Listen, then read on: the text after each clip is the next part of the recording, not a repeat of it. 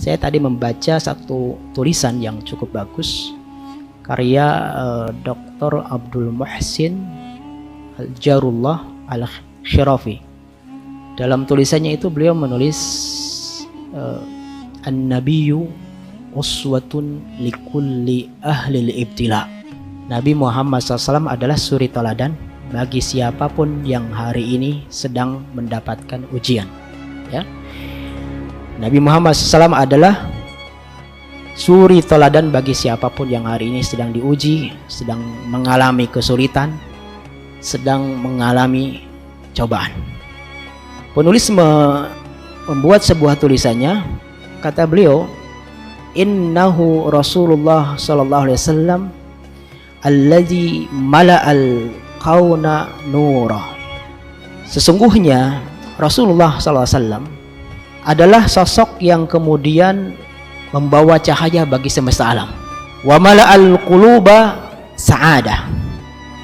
Dan beliau juga adalah sosok yang kemudian memenuhi seluruh jiwa-jiwa, hati-hati manusia itu dengan kebahagiaan. Bagaimana tidak bahagia? Anda hari ini bisa mengamalkan Islam berkat wasilah siapa? Baginda Nabi Muhammad SAW. Anda hari ini bisa menikmati bacaan Al-Quran melalui wasilah siapa? Nabi kita Muhammad SAW. Anda hari ini bisa berdoa, Anda hari ini bisa belajar memahami Islam, Anda hari ini tinggal mengamalkan Islam. Itu berkat wasilah siapa? Kalau bukan berkat wasilah Nabi Muhammad SAW. Maka kata beliau, wa mala'al quluba sa'adah.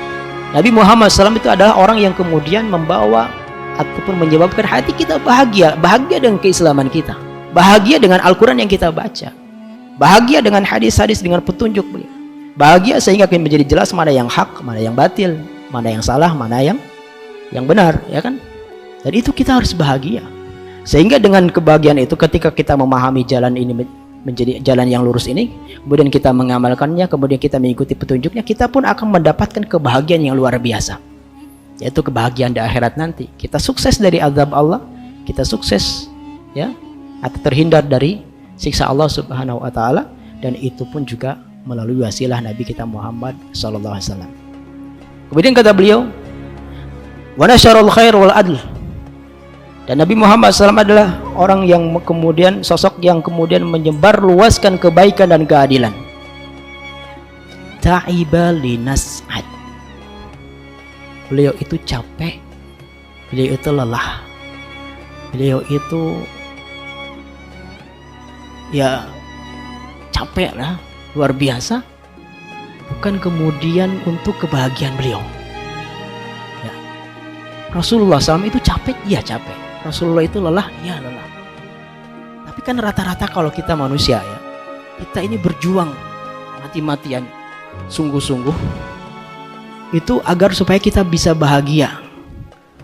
Kitanya bahagia, keluarga kita bahagia, anak-anak kita bahagia, keturunan kita bahagia. Rata-rata tujuannya seperti itu. Tetapi beda dengan Nabi kita Muhammad SAW.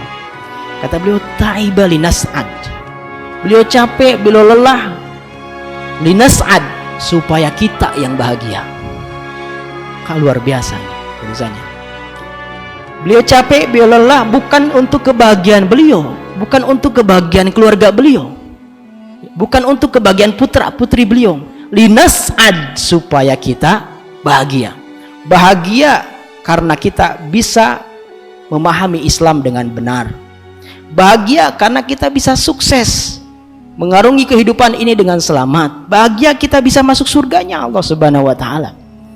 Jadi luar biasa betapa besarnya pengorbanan Nabi Muhammad SAW untuk kebahagiaan kita. Dan kata beliau, wasyaqiya linartah. Beliau celaka, beliau binasa, beliau bahkan mungkin sakit, beliau bahkan mungkin luka-luka. Linartah, supaya kita bisa rehat, bisa tenang, bisa tentram. Sebagaimana kita hari ini. Hari ini kan kita tidak kemudian sampai berdarah-darah ya, dicaci maki sebagaimana dicaci makinya Nabi Muhammad SAW. Wa udhiya min ajli risalah. Dan Nabi Muhammad SAW disiksa, disakiti dalam rangka untuk terus menyampaikan risalah ini.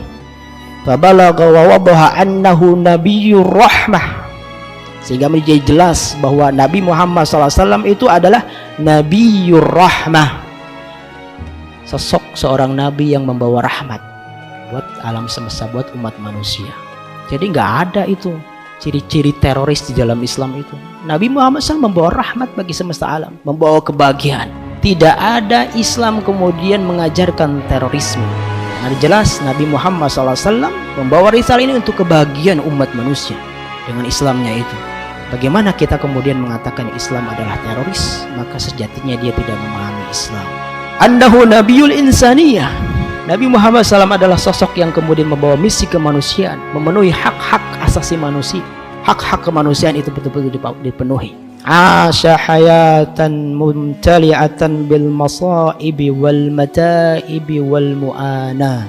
Nabi Muhammad SAW hidup dengan kehidupan yang penuh dengan masaib, ujian, cobaan, mataib, kelelahan, mu'anah, keletihan.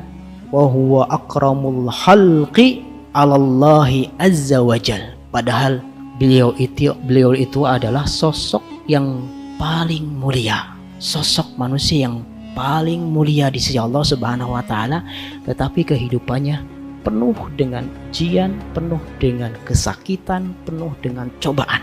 Seharusnya kan kalau kita memahami secara logika, orang yang mulia di sisi Allah itu betul-betul hidupnya mulia, penuh dengan mungkin kenikmatan, ya, kebahagiaan. Tetapi berbeda dengan Nabi kita Muhammad sallallahu alaihi wasallam, beliau justru hidupnya penuh dengan kesakitan. Maka siapapun hari ini yang sedang diuji dengan ujian yang begitu besar, ya, diuji dengan berbagai cobaan datang silih berganti secara bertubi-tubi, maka pahami dan coba terus merenung, mengkaji sejarah Nabi Muhammad SAW, berupaya untuk meneladani kesabaran Nabi kita Muhammad SAW. Karena beliau pun mendapatkan ujian dan cobaan yang jauh lebih besar, lebih berat dari apa yang kita dapatkan hari ini. Itulah sebabnya ada seorang ulama yang kemudian mengatakan, ma yusobu ahadun minan nas bi musibatin wa yanzuru fi halin Nabi sallallahu alaihi wasallam illa wa yajidu qad yusibu mislahu au aktsar. Tidaklah seseorang ditimpa sebuah ujian, sebuah kesakitan, sebuah cobaan, kemudian dia melihat pribadi Nabi Muhammad SAW, kecuali dia akan mendapatkan bahwa Nabi pun pernah mendapatkan ujian yang serupa atau bahkan lebih besar dari itu. Jadi saking lengkapnya ujian dan cobaan yang telah menimpa Nabi Muhammad SAW. Kemudian ulama itu menyebutkan, siapa sih yang mungkin di antara hadirin semua ada yang sebagai orang anak yatim, artinya ketika lahir ataupun ketika masih kecil sudah ditinggal ayahnya ataupun ibunya. Maka lihat pribadi Nabi Muhammad SAW, Anda tidak sendirian. Nabi pun yuladu yatiman, Nabi pun lahir dalam keadaan yatim. Yuladu walam yara abah, beliau lahir dan beliau tidak pernah melihat sosok bapaknya. Walam yash'ur bi'itfil ubuwah, beliau belum pernah merasakan bagaimana kasih sayang seorang ayah. Warahmatul walid, bagaimana belas kasih sayang belayan seorang ayah. Itulah Nabi Muhammad SAW. Bahkan walam yalbas, bahkan belum kemudian beliau ketika sudah lahir itu belum lama beliau tinggal bersama ibunya hanya beberapa pekan. Setelah itu berpisah juga dengan ibunya. Kenapa? Karena diambil oleh ibu susunya, Halimah As-Sa'diyah, kabilah Bani Sa'ad, ya kan? Sehingga beliau asya hayatan ba'idatan an ummihi, beliau hidup dengan kehidupan yang jauh dari ibunya, bahkan terpisah beberapa tahun. Maka siapapun hari ini yang mungkin kehilangan ayahnya ataupun kehilangan ibunya, Nabi Muhammad SAW telah kehilangan ayahnya. Bahkan Nabi juga pernah kehilangan ibunya. Artinya berpisah dengan ibunya. Siapa sih mungkin hari ini statusnya sebagai orang yang kehilangan istrinya? Ada mungkin seorang suami, ya, seorang ayah yang kehilangan istrinya. Maka Nabi Muhammad SAW pun telah kehilangan 2 istri dalam kehidupannya. Siapa beliau? Khadijah binti Khuwailid dan Khadijah binti Khuwailid dan Zainab binti Huzaimah. Siapa sih yang mungkin hari ini hidupnya dalam keadaan fakir? Maka Nabi Muhammad SAW asa fakiran. Nabi Muhammad SAW juga pernah hidup dalam keadaan fakir. Beliau hidup hanya dengan mengembala kambing, beberapa ekor kambing milik penduduk Mekah, kemudian diupah dengan beberapa kirat. Kemudian ketika ibunya juga meninggal, waktu itu berusia 6 tahun. Beliau hidup dengan paman beliau, dan beliau pun bukan orang yang kemudian berkecukupan, ya.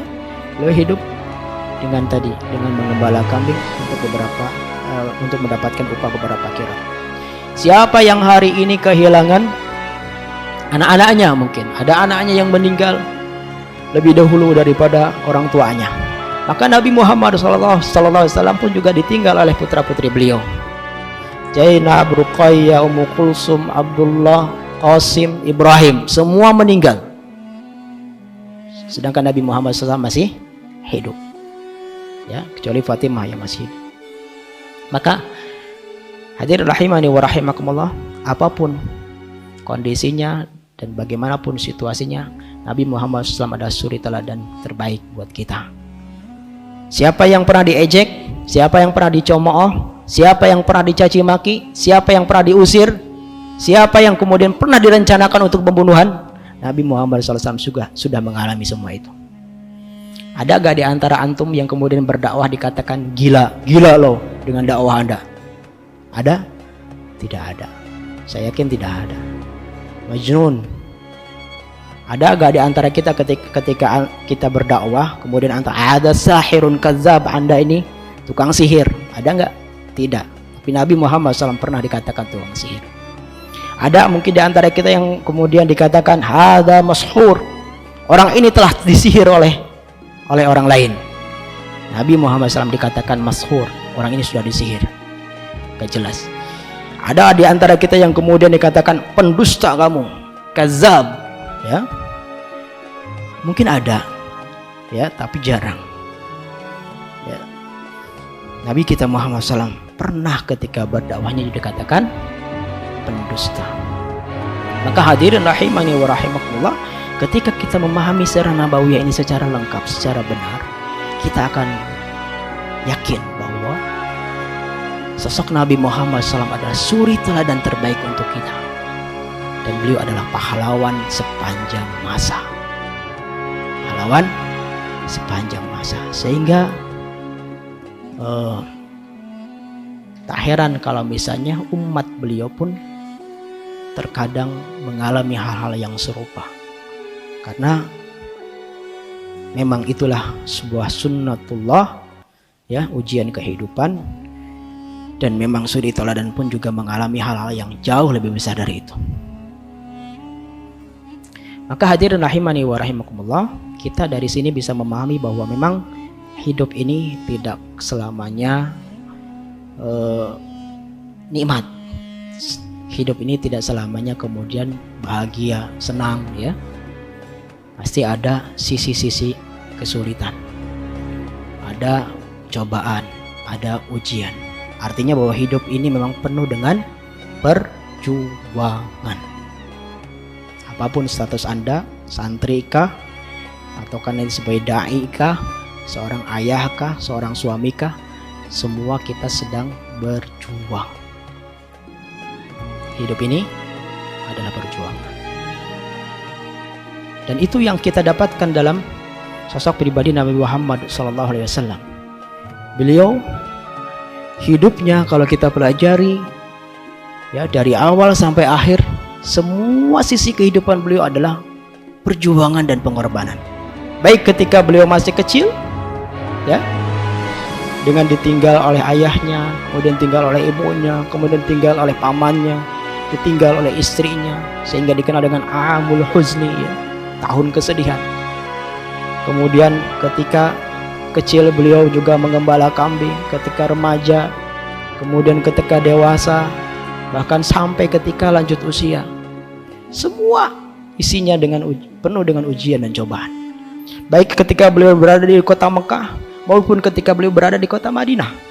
Sebagai contoh, ketika beliau di kota Mekah, beliau ini kan sosok yang dikenal dengan As-Sadiqul Amin, ya, orang yang jujur dan terpercaya. Dan kapasitas beliau adalah seorang nabi dan rasul. Ketika beliau dikenal sebagai As-Sadiqul Amin, kemudian meningkat menjadi nabi dan rasul, ya.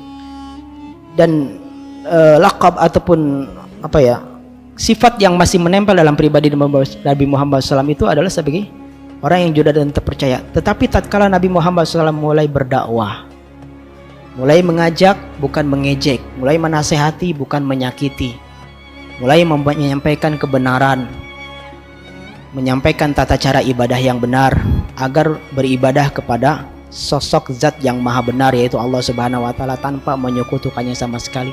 Apakah kemudian dakwah beliau berjalan mulus, lancar dengan kejujuran beliau, dengan sosok beliau yang dikenal dengan As-Sadiqul Amin, ya?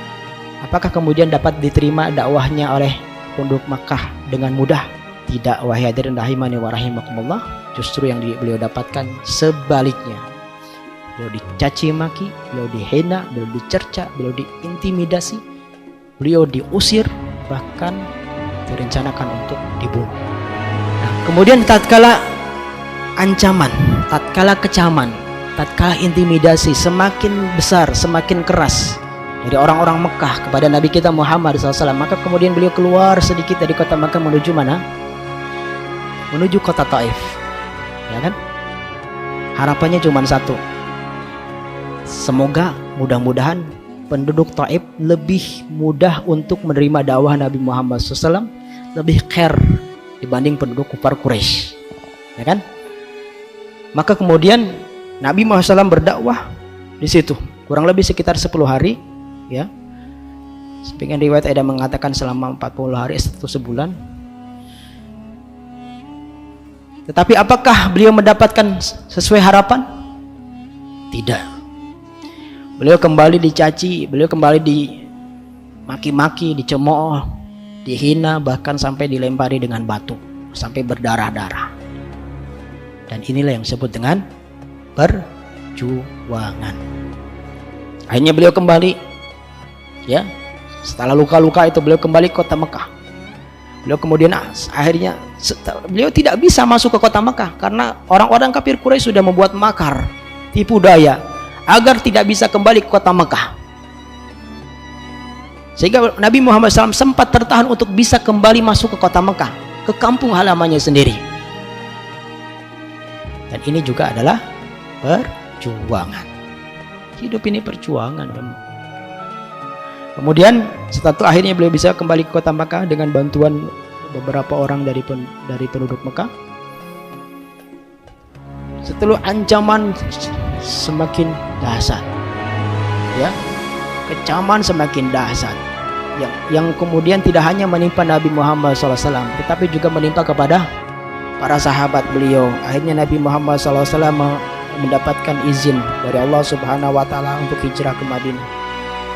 Maka hijrahlah para sahabat lebih dahulu. Nabi Muhammad SAW adalah sosok yang hijrah di kloter terakhir.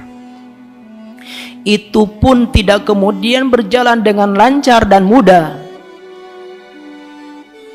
ya. Kan logikanya ketika Nabi Muhammad SAW tidak disukai di kota Mekah, keberadaannya, kalau Nabi Muhammad pergi ya senang seharusnya kan orang-orang Mekah. Betul tidak? Wah, Nabi kan mau pergi dari kota Mekah, biarin aja, kita senang sekarang, gak ada yang gangguin lagi, gak ada yang kemudian ngajak-ngajak lagi untuk beribadah atau meninggalkan berhala-berhala. Kan seharusnya begitu ya. Tapi ini tidak. Ketika para sahabat pergi ke kota Madinah, Nabi Muhammad SAW kemudian juga mau hijrah ke kota Madinah. Mereka kemudian berupaya dengan segala cara, dengan segala usaha untuk menghalangi Nabi Muhammad SAW agar tidak berhasil meninggalkan kota Mekah. Sehingga kumpullah para pembesar kufar Quraisy di sebuah tempat yang kemudian dikenal dengan Darun Nadwah, merencanakan apa? Merencanakan satu tipu daya ataupun sebuah makar, sebuah tipu muslihat bagaimana menghambat keberangkatan Nabi Muhammad SAW ke kota Madinah. Mereka paham kalau Nabi keluar dari kota Mekah pasti tujuannya adalah Madinah, karena sahabat-sahabat Nabi Muhammad SAW telah terlebih dahulu pergi menuju Madinah. Kemudian mereka berupaya untuk menghalangi bagaimana Nabi ini atau Muhammad ini jangan sampai ikut-ikutan ke Madinah. Ada yang kemudian mengusulkan dikurung saja, dipenjara saja. Kemudian ada yang membantah, oh jangan, kalau dikurung, dipenjara nanti penduduk Madinah, para sahabat dan penduduk Madinah datang membebaskan Nabi Muhammad SAW. Ada yang kemudian mengusulkan diasingkan saja ke sebuah tempat yang kemudian jauh dari mana-mana. Dan ada yang membantah lagi, oh jangan, nanti kalau diasingkan Nabi Muhammad SAW itu pinter dalam mempengaruhi orang, nanti orang-orang sekitar situ dia pengaruhi juga jadi pengikut Nabi Muhammad SAW. Kemudian Abu Jahal mengatakan dibunuh saja dengan strategi yang jitu, dan itu kemudian akhirnya disetujui oleh peserta di Darun Nadwah tersebut. Itu dengan cara mengambil setiap kabilah para pemuda jagoan untuk melakukan pembunuhan kepada Nabi Muhammad SAW di malam hari. Maka di malam itu juga mereka berangkat kemudian mengepung rumah Nabi Muhammad SAW. Tapi akhirnya dengan izin Allah Subhanahu wa Ta'ala mereka kemudian bebas. Nabi Muhammad SAW kemudian selamat dari kepungan orang-orang kafir Quraisy, para pemuda jagoan. Dan Abu Jahal tuh ikut juga di situ mengepung rumah Nabi Muhammad SAW. Padahal Abu Jahal itu adalah sosok yang kemudian membayar pemuda-pemuda bayaran, istilahnya para preman bayaran untuk membunuh Nabi kita Muhammad SAW. Tetapi Abu Jahal ikut beserta di situ. Untuk apa coba? Kalau hari ini orang sudah bayar preman, biasanya tokohnya ataupun kedengkotnya kan sembunyi, ya, sembunyi di balik layar. Kalau pada masa itu tidak seperti itu. Abu Jahal justru hadir di situ dalam rangka apa? Dalam rangka memastikan kalau rencananya berjalan dengan sukses, jangan sampai gagal. Tetapi wa makaru wa makarallah wallahu khairul makirin. Mereka melakukan tipu daya, tetapi Allah mempunyai tipu daya yang lebih hebat, ya, dan Allah sebaik-baik pemilik tipu daya. Itulah yang kemudian digambarkan di dalam surat Yasin, ya. Wa ja'alna min baini aydihim sadda wa min khalfihim sadda fa aghshaynahum fahum la yubsirun. Maka Allah jadikan penyekat di depan, di belakang mereka, ya, sehingga mereka tidak bisa melihat. Nabi Muhammad SAW keluar dengan tenangnya, kemudian melempari debu pasir ke wajah-wajah mereka, sehingga Nabi Muhammad SAW meninggalkan kota Makkah. Sebelumnya mengajak Abu Bakar kemudian meninggalkan kota Makkah, pergi meninggalkan kota Makkah, selamat dari kejaran orang-orang kafir Quraisy. Apakah berhenti sampai di situ? Tidak. Orang kafir Quraisy ketika mengetahui Nabi Muhammad SAW sudah meninggalkan rumahnya, sudah tidak ada sosok Nabi Muhammad SAW di dalam rumahnya, yang hanya ada sosok Ali bin Abi Thalib. Apa yang mereka lakukan? Kejar, cari di seluruh penjuru kota Makkah ini, kepung semua penjuru kota Makkah ini, jangan sampai lolos. Kemudian Abu Jahal membuat sayembara, ala wa man qatala Muhammadan falahu ala mi'ati naqah wa uqiyatin wa alfu uqiyatin min fiddah. Siapapun yang bisa membunuh Muhammad, baginya adalah 100 ekor unta yang mahal dan 1000 keping uqiyah dari emas. Sampai mereka atau Abu Jahal membuat sayembara seperti itu. Tapi Nabi Muhammad SAW terus berjalan menjauh dari kota Makkah dan bersembunyi di gua. Apa nama guanya? Gua Sur, ya. Kadang suka tertukar gua Sur, ada yang jawab gua Hiro, ya. Gua Sur, gua yang tempatnya kecil sempit, ya. Dan Nabi Muhammad SAW tinggal di situ selama berapa hari? Kurang lebih 3 hari. Sempit, kecil.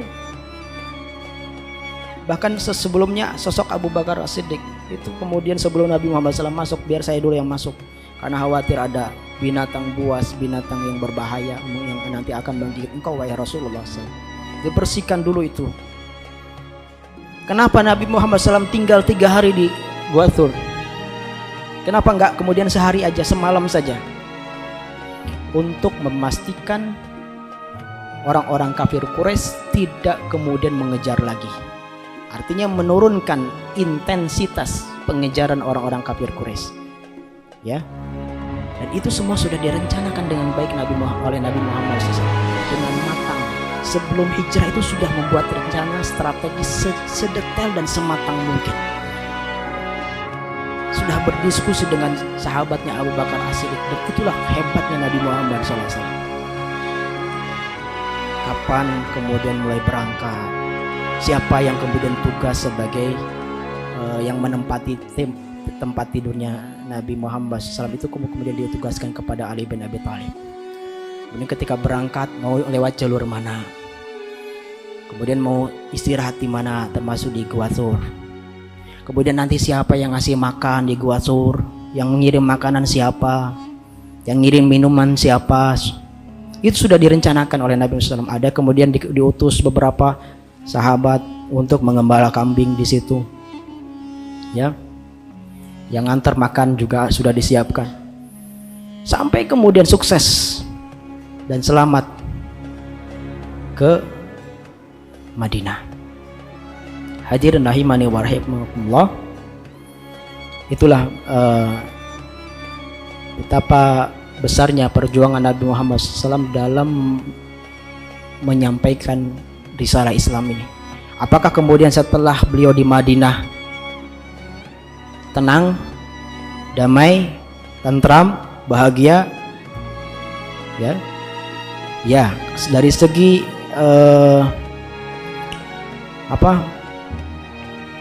ancaman penyiksaan, mungkin intimidasi ketika beribadah, itu sudah aman di kota Madinah. Tapi kan setelah itu kembali perjuangan Rasulullah SAW dimulai, bahkan lebih besar dari itu. Terbukti setelah beliau di Madinah, beliau berkali-kali terjun ke medan perang, dan ini tidak mudah untuk dilakukan.